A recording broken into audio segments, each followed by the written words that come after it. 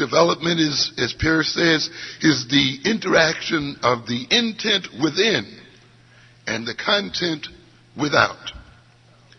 Intent moves the child toward interaction out there.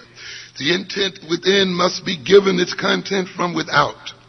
Intelligence is the ability to interact, and this ability can grow only by moving from that which is known into that which is not known. Like people misunderstand what we mean by intelligence. We think intelligence is a score that you make on a test. We have chosen a European definition of intelligence, as we have chosen a European definition of education. We are still being educated to be servants. That has not changed. Not at all.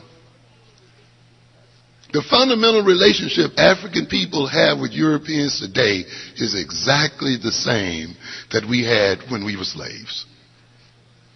Yes. So the servant-slave mentality is still being built into the African mind today.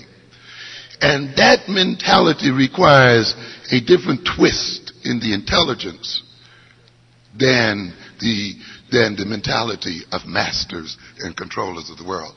And this is the kind of content these children meet when they go out into the world. When we do not take control of our children's education, it means then that we are not there to meet the intent of their biological and cultural programming with our own cultural content and with our own intent as a people. And therefore, there's going to be a mismatch between how they are taught, what they are taught, and the whole bit, and their own intellectual growth and development.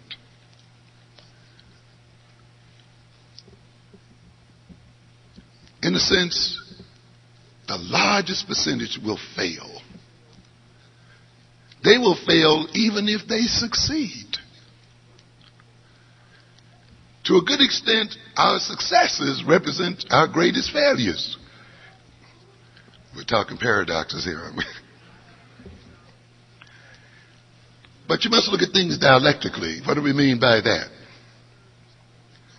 That as you learn one thing, you become ignorant of another. And therefore, in a certain sort of way, to be educated is to be made ignorant. Since we can't learn all things simultaneously, can we? No, we can't do it. And therefore, in a way, the more you learn of something, the less you learn of what?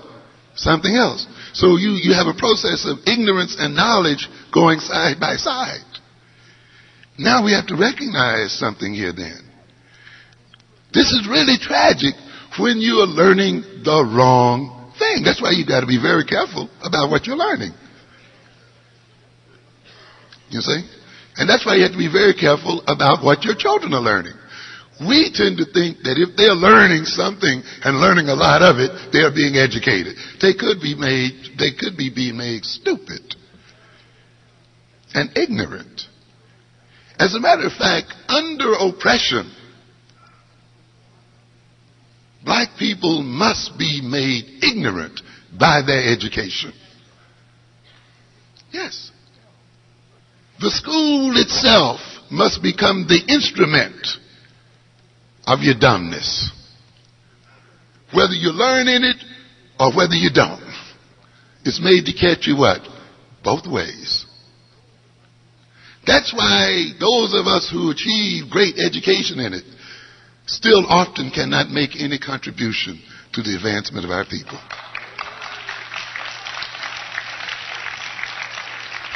Because we have been educated to serve another rather than ourselves. You have to understand that. That's why education in itself is not enough. Educated for what? I often tell people, we want our children to read. I have to ask you, read for what? Do math for what? To what end? Why are you learning to read? So that you can increase the profits of your masters? As I was telling the brother when I was riding over here, Colin Powell reads very well. He reads good enough to drop bombs on Panama and to make war on other nations of color and to jump on Grenada and to make war in the third world as he set up to do. So reading well must not quite be enough, ladies and gentlemen. You got to read for a reason. One of the reasons why our children don't read as well as they should is because we haven't given them good reasons for reading. And they ask us all the time, why should I learn this, Mama? Yeah. These black astronauts that go into space and put U.S. weaponry out in space so that African nations are literally defenseless against Star Wars, raining down 500 and 600 miles out from space. Defenseless. Unable to defend African people. And yet we applaud African men going up, deploying those weapons. They do math well. They learn physics well. But in another sort of way, they have been also made fundamentally ignorant and stupid. You have to understand what I'm saying here. It's not just learning. You have to learn for the right reasons. And this is what I say when I talk about intelligence. Intelligence is not a number on an IQ test. It's not a high number on an SAT. It's not even making A's in the best white schools. Because you must recognize, ultimately, ladies and gentlemen, that the basic function of education is to secure a people's survival. That's the basic function of education, not jobs. That's a secondary function. That's a part of their maintaining their survival. But it's not the primary reason. When you look at all cultures engage in education, there's not a culture that doesn't engage in education. Because cultural continuity is maintained by educating children in the ways of that culture. And they're educated in the ways of that culture to maintain that culture and to advance its interest. And ultimately to try to maintain its very survival. That is the fundamental reason people are educated.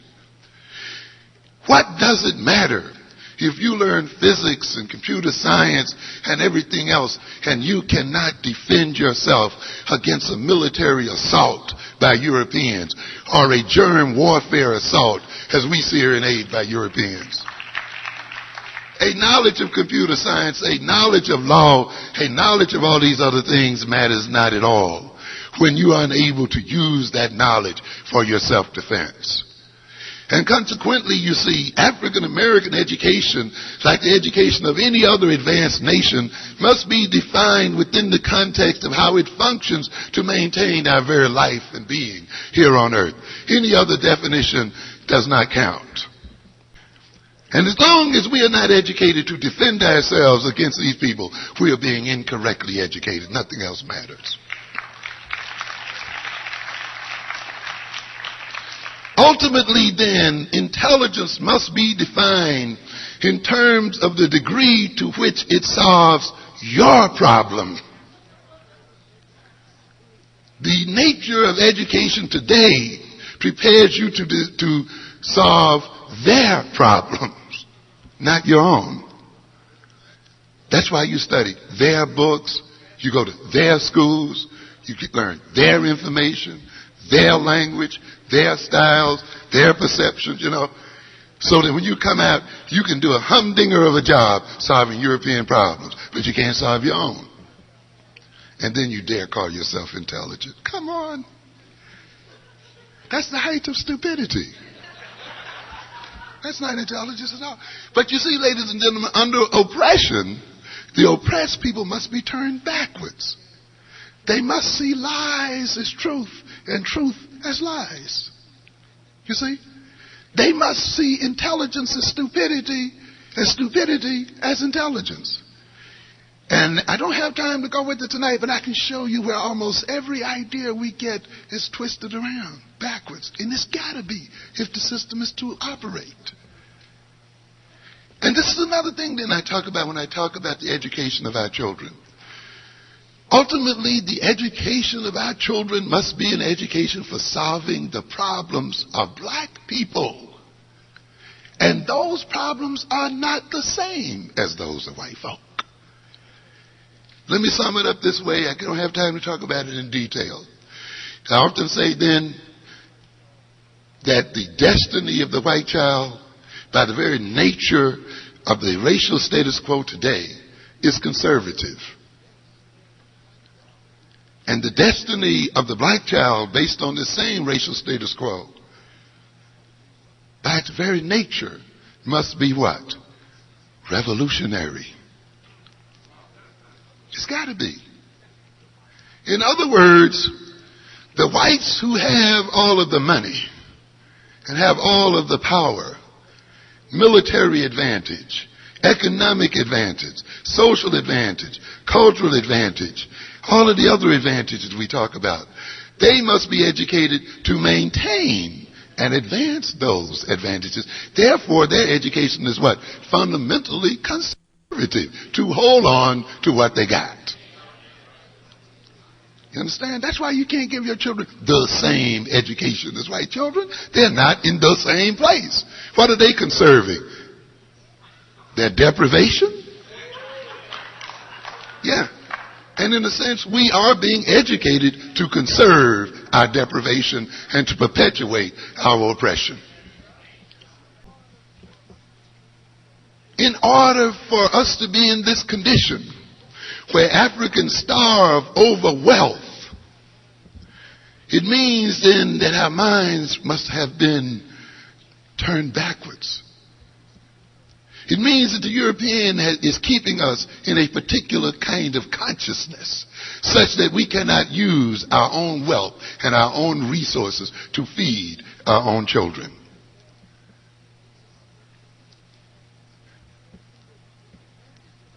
If then we are to take advantage of our own wealth and of our own possibilities, we must be educated to get that wealth and those possibilities back. And that means what? Revolution. It means turning this world upside down.